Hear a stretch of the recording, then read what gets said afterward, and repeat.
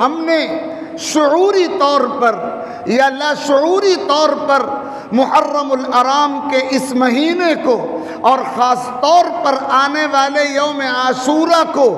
ایسے بے سر و پا خرافات قسم کے کاموں کا مہینہ بنا ڈالا ہے جن کا کوئی ثبوت، جن کا کوئی تعلق، جن کی کوئی وابستگی اس دین سے نہیں ہے جس دین کی طرف ہم اپنی نسبت کرتے ہیں، اس شریعت سے نہیں ہے جس شریعت کے ہم نام لیوا ہیں، اس نبی محترم علیہ الصلاۃ والسلام سے نہیں ہے جو نبی محترم ہمارے اول و آخر رہبر اور رہنما ہیں، اور جن کی رہبری کے سوا ہمیں کسی اور کی رہبری کی نہ کبھی ضرورت تھی، نہ آج ہے، نہ قیامت کی صبح تک ہوگی۔ یاد رکھا جائے محرم الحرام کے اس مہینے میں جو کام ہماری شریعت سے ثابت ہیں ہمیں وہی کام کرنے ہیں، اور جو کام ہماری شریعت سے ثابت نہیں ہیں ہمیں ان کاموں سے آخری حد تک بچنا ہے۔ ہماری اپنی خواہشات کچھ بھی ہوں، ہماری اپنی تمنائیں کچھ بھی ہوں، ہماری ماحول کی پورے طور پر جڑ پکڑنے والی رسموں کا تقاضا کچھ اور ہو، ہمیں 100% اپنے آپ کو اس دین کی تعلیم کا پابند بنانا ہے جس دین نے ہم کو صاف طور پر کلیئر طور پر ہدایات عطا فرما دی ہے۔ اور میں یہ بات دوبارہ آپ کی خدمت میں عرض کر دوں، اور پہلے بھی عرض کر چکا ہوں کہ ہم اللہ کی اس سرزمین پر بے لگام اور بے مہار اور آزاد اور اپنے نفسوں کے غلام بنا کر نہیں پیدا کیے گئے ہیں۔ جو انسان اپنی آزاد روی کے ساتھ زندگی گزارتا ہے، بے لگام ہو کر زندگی گزارتا ہے، اپنی خواہشات کا پیروکار بن کر زندگی گزارتا ہے، وہ کچھ اور تو ہو سکتا ہے، دیندار اور پیغمبر کا سچا امتی اور سلف کا سچا وفادار نام لیوا نہیں ہو سکتا۔ ہم آزاد نہیں ہیں، ہم پابند ہیں۔ آپ غلام ہیں محمد الرسول اللہ صلی اللہ علیہ وسلم کے، آپ غلام ہیں ابو بکر و عمر کے، آپ غلام ہیں عثمان و حیدر کے، اور آپ غلام ہیں حسن و حسین کے، اور آپ غلام ہیں پوری جماعت صحابہ کے، وہ جماعت صحابہ جس کا آغاز سیدنا ابو بکر سے ہوا اور جس کا اختتام سیدنا ابو الطفیل عامر پر ہوا۔ آپ غلام ہیں اہل بیت کے اس قافلے کے جس کا آغاز حضرت خدیجۃ الکبریٰ سے ہوا، حضرت علی مرتضیٰ سے ہوا، حضرت حسن و حسین جس قافلے کے فرد ہیں، پورا خاندان اہل بیت آپ اس کے غلام ہیں رضی اللہ عنہم و ارضاہم۔ ہمیں وہی کرنا ہوگا جو انہوں نے کیا ہے، اور ہمیں اس سے بچنا ہوگا جس سے یہ بچے۔ یہ وہ لوگ تھے جنہوں نے حق کی خاطر قربانیاں پیش کی، ان کی زندگیوں میں رسمیں نہیں تھیں، ان کی زندگیوں میں ڈیگیں نہیں تھیں، ان کی زندگیوں میں دعوے اور نعرے نہیں تھے، ان کی زندگیوں میں جھنڈیاں اور تعزیے نہیں تھے، ان کی زندگیوں میں دیگیں اور کھانے نہیں تھے، ان کی زندگیوں میں خرافات نہیں تھی۔ یہ سچے لوگ تھے، پکے لوگ تھے، امانت دار لوگ تھے، وفا شعار لوگ تھے، پاک طینت لوگ تھے، پاک باز لوگ تھے،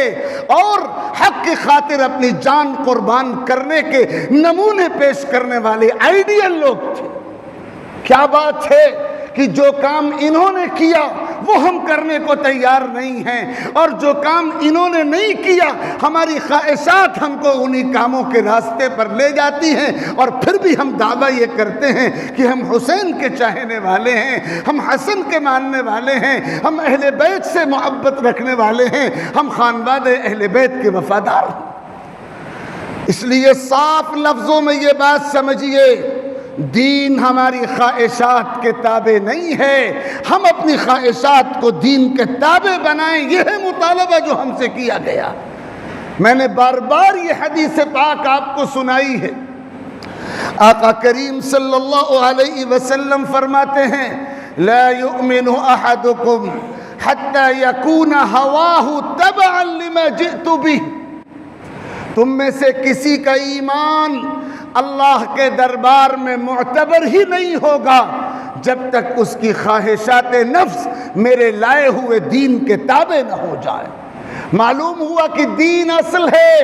خواہشات تابع ہیں۔ ہم نے ترتیب الٹ دی ہے، ہم نے خواہشات کو اوپر کر رکھا ہے، دین کو نیچے کر رکھا ہے، اور اسی ترتیب کے الٹ جانے کا خمیازہ ہے جو ذلت و رسوائی اور محرومیوں کی شکل میں پوری امت پر مسلط ہے۔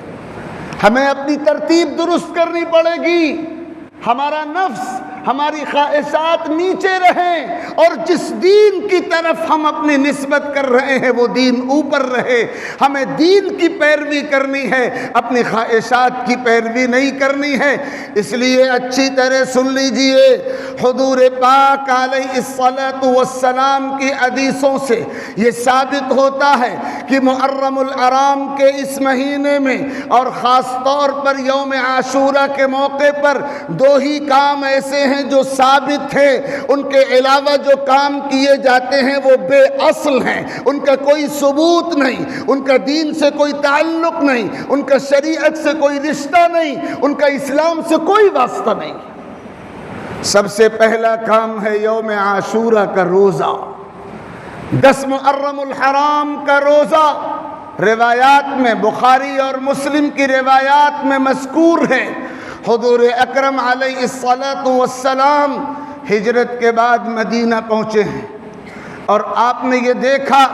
کہ مدینۃ المنورہ میں جو یہودی آباد ہیں وہ عاشورہ کے موقع پر اہتمام کے ساتھ روزہ رکھ رہے ہیں۔ آقا نے سوال کیا یہ روزے کیسے ہیں؟ یہودیوں کا جواب تھا جا یوم عظیم انجى الله فيه موسى وقومه وغرق فرعون وقومه فصامه موسى شکرا۔ یہ بہت عظیم دن ہے، اللہ تعالیٰ نے اس دن حضرت موسیٰ کو اور ان کی قوم کو نجات عطا فرمائی تھی، اور فرعون کو اور اس کی قوم کو پانی میں غرق کر دیا تھا۔ حضرت موسیٰ نے اس نعمت کے شکر میں روزہ رکھا، اس لیے ہم روزہ رکھتے ہیں۔ آقا نے صحابہ کی طرف اشارہ کر کے یہود سے کہا تھا فَنَحْنُ أَحَقُّ وَأَوْلَى بِمُوسَى مِنْكُمْ، ہم حضرت موسیٰ کی پیروی کے تم سے زیادہ حقدار ہیں۔ پھر آپ نے خود بھی عاشورہ کا روزہ رکھا، اور صحابہ کرام کو بھی عاشورہ کے روزے کا حکم دیا، اور روایات میں یہ بھی ہدایت ہے چونکہ یوم عاشورہ کا روزہ یہودیوں کا طریقہ تھا، اور غیر مسلموں کے طریقے کے ساتھ مشابہت سے بچنا چاہیے، یہ بھی شریعت کا ایک اصول ہے۔ اس لیے مشابہت سے بچنے کے لیے آقا کی ہدایت یہ رہی کہ اکیلے یوم عاشورہ کا روزہ مت رکھو، یا تو سابقہ ایک دن کا روزہ 9 محرم کا روزہ شامل کر لو، یا بعد کے ایک دن کا روزہ یعنی 11 محرم کا روزہ اس کے ساتھ ملا لو۔ اس لیے سنت یہ ہے کہ 10 محرم الحرام کا روزہ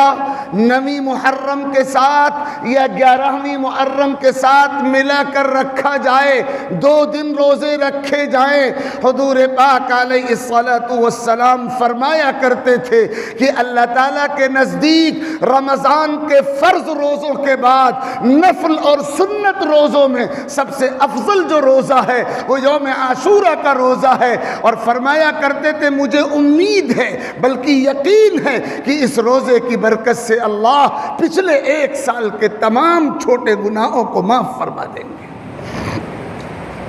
ایک تو یہ عمل ہے 10 محرم الحرام کا روزہ جو 9 محرم یا 11ویں محرم کے ساتھ ملا کر رکھا جائے،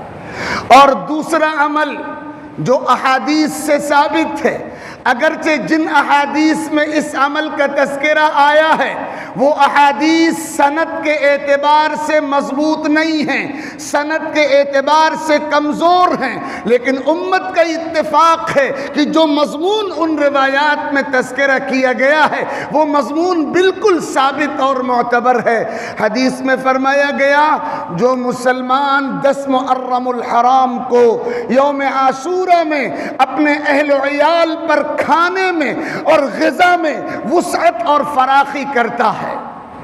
اپنے دسترخوان کو وسیع رکھتا ہے، اس کی برکت یہ ہوتی ہے کہ اللہ تعالیٰ پورے سال اس کے لیے رزق کی وسعتیں، رزق کی فراخیاں، رزق کی برکات مقدر فرما دیتا ہے اور وہ رزق کی تنگیوں سے محفوظ کر دیا جاتا ہے۔ یہ مضمون حدیث پاک میں آیا اور اس میں یاد رکھا جائے اپنے اہل و عیال پر دسترخوان وسیع کرنے کا مطلب آپ روٹین کا جو انتظام اپنے گھر میں کرتے ہیں اس انتظام میں وسعت کریں۔ اس کا مطلب دعوت عام کا انتظام نہیں ہے، اس کا مطلب لنگر لگانا نہیں ہے، اس کا مطلب کوئی خاص مخصوص کھانا پکانے کو ضروری سمجھنا نہیں ہے، بلکہ جو روٹین کا آپ کا دسترخوان ہے جس پر جتنے لوگ شریک ہوتے ہیں، آپ کے اہل خانہ، بال بچے یا آپ کے خدام جو آپ کے زیر کفالت و ماتحت ہیں، آپ ان کے گارجین، سرپرست، نگراں، ذمہ دار و منتظم ہیں، آپ ان کے اوپر دسترخوان کو وسیع کریں۔ یہ 2 عمل ہیں جو ثابت ہیں۔ ان دونوں کے علاوہ جو کچھ کیا جا رہا ہے سماج میں دین کے نام پر، محرم کے نام پر جو ماتم ہو رہا ہے، جو فریادیں ہو رہی ہیں، جو جھنڈیاں لگ رہی ہیں، جو تعزیے لگ رہے ہیں، جو رونا اور پیٹنا مچایا گیا ہے، جو خاص قسم کے کھانوں کو دین سمجھ کر رواج دیا جا رہا ہے، میں اللہ کے گھر میں آپ سے مخاطب ہوں، ان کا اس دین سے کوئی تعلق نہیں ہے جو دین جناب رسول اللہ صلی اللہ علیہ وسلم لائے تھے۔ اس لیے اللہ کے واسطے دین کے تابع دار بنیے، سماج میں جو طریقے، جو ریتیں رائج ہیں ان کے غلام مت بنیے، دین جو حضور پاک صلی اللہ علیہ وسلم نے پیش کیا اس دین کے پیروکار بنیے۔ یہ مہینہ خاص طور پر ہمیں اپنے ایمان کی بنیادوں کو مضبوط کرنے کا پیغام دیتا ہے۔ تفصیل کا تو موقع نہیں، میں صرف ایک بات کہہ کر گفتگو ختم کر رہا ہوں۔ اللہ تعالیٰ نے جو دین ہمیں عطا فرمایا ہے، اس دین کی 4 بنیادیں ہیں، 4 بیسز ہیں، 2 فکری تھیوریکل بنیادیں ہیں اور 2 عملی پریکٹیکل بنیادیں ہیں۔ سب سے پہلی فکری بنیاد قرآن مجید ہے، دوسری فکری بنیاد جناب رسول اللہ صلی اللہ علیہ وسلم کی سنت و حدیث ہے، اور جو 2 عملی بنیادیں ہیں، عملی نمونے ہیں، صحابہ کرام کا اسوہ اور اہل بیت کا اسوہ۔ ہمیں قرآن کو، حدیث و سنت کو، صحابہ کے اسوے کو، اہل بیت کے اسوے کو اپنے سامنے رکھنا ہے، اور جیسی زندگی گزارنے کا نمونہ ان میں ملتا ہے اسی نمونے کو اپنے سامنے رکھنا ہے۔ اللہ تعالیٰ ہمیں مرتے دم تک صراط مستقیم پر قائم اور دائم رکھے، سنت خالصہ پر عمل کی توفیق عطا فرمائے، خرافات سے بچنے کی خاص توفیق مرحمت فرمائے، اور اپنے مقبول بندوں میں ہم کو اور آپ کو شامل فرمائے۔ آمین۔ وآخر دعوانا ان الحمد للہ رب العالمین۔